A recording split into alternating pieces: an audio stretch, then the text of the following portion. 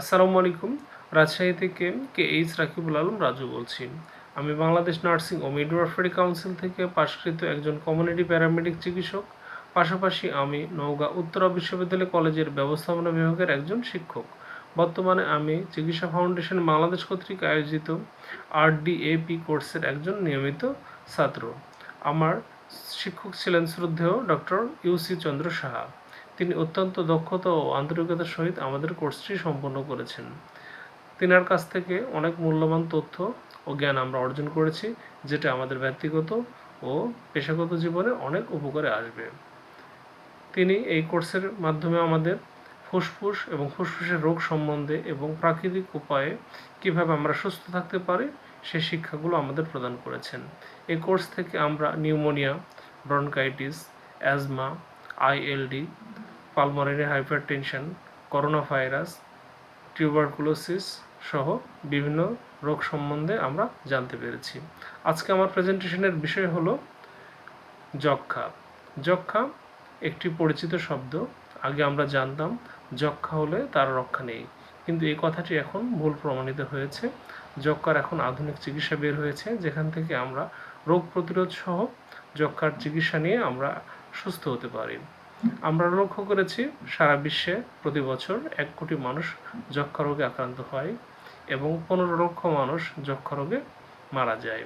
আমরা স্বাভাবিকভাবে জানি যক্ষ্মা সাধারণত ফুসফুসে হয়, কিন্তু আমরা এখন বুঝতে পারছি এই কোর্স থেকে যে যক্ষ্মা আরও বিভিন্ন জায়গায় হতে পারে। যক্ষ্মাকে মোট 5 ভাগে ভাগ করা হয়, যেটা চিকিৎসার মাধ্যমে সম্পূর্ণ নিরাময় করা সম্ভব। কিন্তু আমাদের দেশে ভুল ধারণার কারণে অনেক মানুষ প্রতি বছর যক্ষ্মা রোগে আক্রান্ত হয়ে মৃত্যুবরণ করছে। যক্ষ্মার প্রাথমিক ও প্রধান লক্ষণ হলো সর্দি, হাঁচি, কাশি, জ্বর। যদি কোনো মানুষের 3 সপ্তাহের অধিক সময় ধরে কাশি থাকে এবং সেটা অ্যান্টিবায়োটিক এবং অনেক ওষুধ খাওয়ার পরেও যখন ভালো না হয়, তখন তাকে ডাক্তারের কাছে যেয়ে যক্ষ্মা পরীক্ষা করতে হবে। যক্ষ্মা পরীক্ষার সাধারণ একটি নিয়ম হলো স্পুটাম ফর FB, অর্থাৎ খালি পেটে তার কফ পরীক্ষা করা।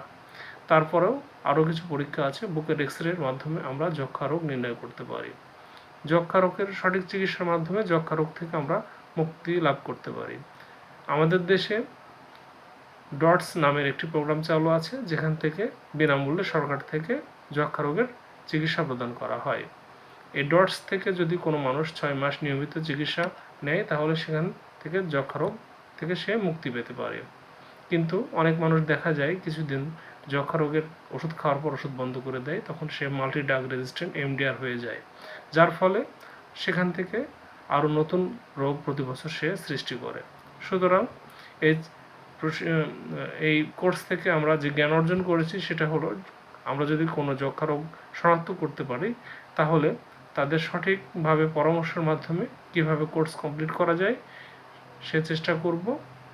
এবং চিকিৎসা ফাউন্ডেশনের কাছে আমি আরও অনুরোধ করব এই ধরনের কোর্স আরও ভবিষ্যতে চালু রেখে আমাদের সঠিক জ্ঞান প্রদানের মাধ্যমে, যাতে করে আমরা দেশে, সমাজে দরিদ্র, অসহায়, গ্রাম পর্যায়ে যে সকল অশিক্ষিত মানুষ আছে তাদের সঠিক জ্ঞান প্রদান করতে পারি এবং তাদের সঠিক পরামর্শ দিতে পারি, যাতে করে আমরা একটি সুন্দর জাতি এবং সুন্দর দেশ উপহার দিতে পারব।